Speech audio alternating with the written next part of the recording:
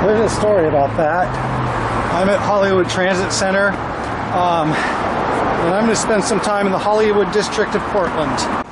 So a few years ago, there was an incident on the Max near here, and somebody was harassing some women over their appearance, racial, religious, cultural, and three people stood up and defended them against the person who was harassing them, and he stabbed all three, and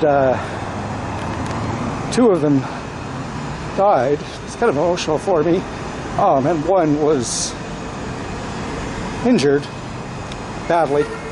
And this mural is to commemorate that, you know, it's comes back to some, you know, stuff I've talked about Portland a lot, in that a lot of times, you know, we look at Portland as kind of silly and cute and happy, and there is other side to that, indeed, and this is to commemorate that.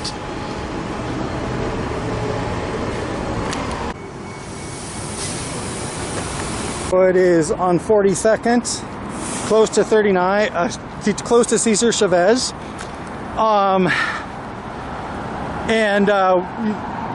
It is, you know, when I was in Kenton only last week, I said that Portland has like lots of little mini downtowns. And right here, we're still in an area where, you know, we haven't really gone into residential neighborhoods, but we've gone into neighborhoods that are residential enough that we kind of recreate them. And this might seem silly, especially I was just talking about some very serious stuff.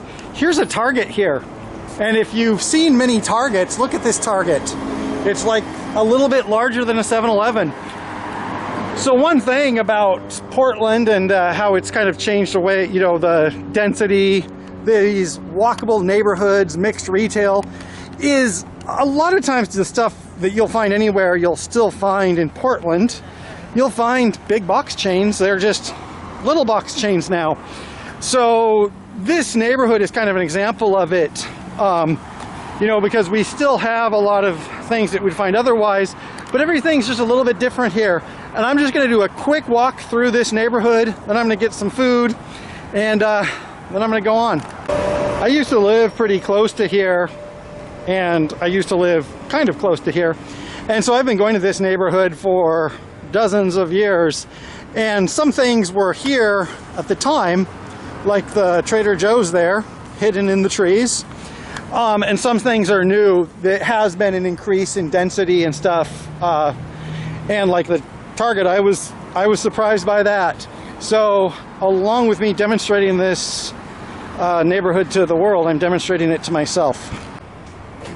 For example, there's a VCR rental place. Not something you see everywhere. That's also new as far as I remember. That looks new. So I'm walking down here and I'm going to get on Sandy and then walk up Sandy. Another thing about this neighborhood, I said this in Kenton, is that sometimes we have neighborhoods that are commonly understood, and then we have official neighborhoods. Hollywood is both, in that this is a neighborhood association, and the neighborhood association pretty much conforms to what the average Portlander thinks of Hollywood. Like, when you're in Hollywood, you know it, dude. So this is Sandy Boulevard. Actually, this is Broadway. We've been to Broadway before. This is Northeast Broadway, and this is Sandy Boulevard, and as you notice, it cuts diagonally across Portland's grid. The reason for that is that Sandy Boulevard has been here long before there was a grid. Sandy has been here for thousands of years. The indigenous people had a trail that connected downtown Portland to the mouth of the Sandy River, and that's why it's Sandy Boulevard. This also is the road to the airport, or one of them.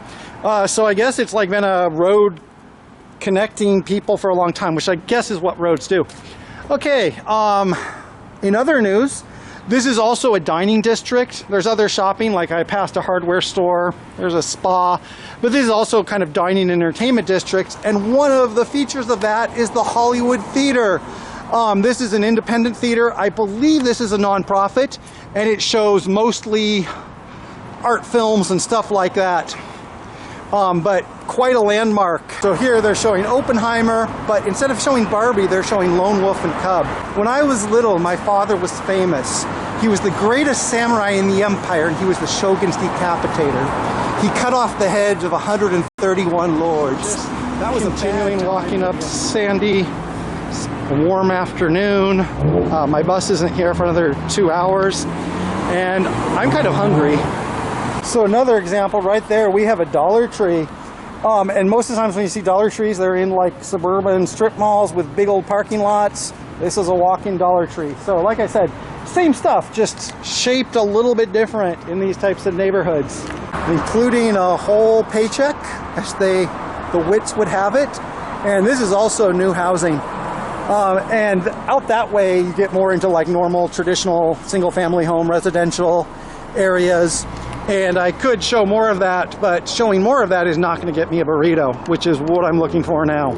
So there's a little antique mall. A lot of specialty retail in an area like this. I've been here before, but not for a while. So that was Laughing Planet. I stopped in there and I had a nice burrito. It was very filling. I kind of forgot to eat today in the heat, and then I realized I was really hungry, and they helped me out. And now the next thing I want to look for is, of course, the library. So if you can read backwards, you can see this is a library. This is the Hollywood branch of the library. They actually gave me some brochures. So one thing that's different about Multnomah County, Multnomah County is a big place. There's 800,000 people here. But there's a lot of library branches. There's 19, the librarian said, some of which are closed, but in general there's a lot of libraries. More per person than in a lot of places. And so their strategy has been to kind of make a lot of neighborhood libraries that are kind of like fun places for meeting and stuff rather than grand libraries, although this library is still pretty big. This is Beverly Cleary's neighborhood. So looked a lot different at the time, but if you've read the Ramona Quimby books, that is this neighborhood, including Klickitat Street. The Klickitat were also the tribe that lived in Hood River. So there's a lot of associations here. And now, okay, here's some more. This is some more Portland tweeness. Bicycles and beers and a reference to Punch-Out. Maybe all of Summoning Salts fans will like somehow be suggested this video. So now I'm heading back to the transit station. One thing, I started talking about some very serious stuff, made me cry. And then I spent the rest of it talking about all the great food and the library and all the fun on the streets. But these are actually more related because, a lot of times the diversity of Portland is seen as entertainment. It's twee, it's fun. And the point is that it's more than that, and it's something that we maintain with our values. And sometimes we make sacrifices for. So there's more to Portland than that, and there's more to Portland than just the cute stereotypes and what our community means to us. And hey, that's really serious. So I'm just going to get back on the train and actually going to try to see one more thing. I still have 2 hours till my bus comes.